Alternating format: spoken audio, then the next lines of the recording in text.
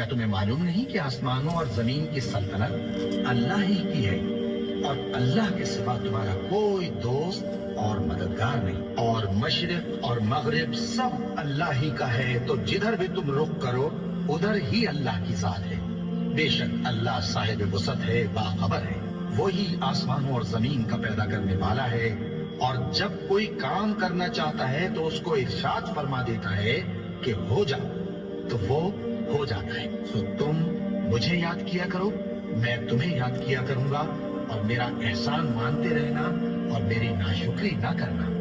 اے ایمان والو، صبر اور نماز سے مدد لیا کرو، بے شک اللہ صبر کرنے والوں کے ساتھ ہے۔ اور ہم کسی قدر خوف اور بھوک اور مال اور جانوں اور میووں کے نقصان سے تمہاری آزمائش کریں گے،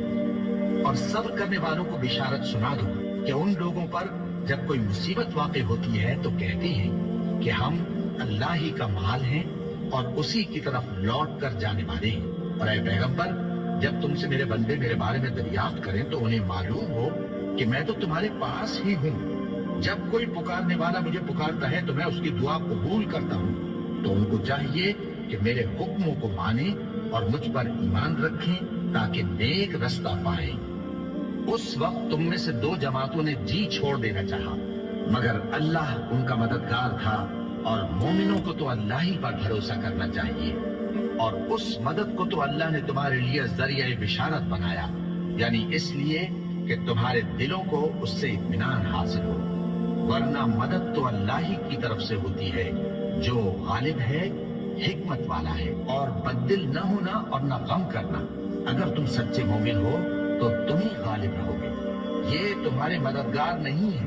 بلکہ اللہ تمہارا مددگار ہے، اور وہ سب سے بہتر مددگار ہے۔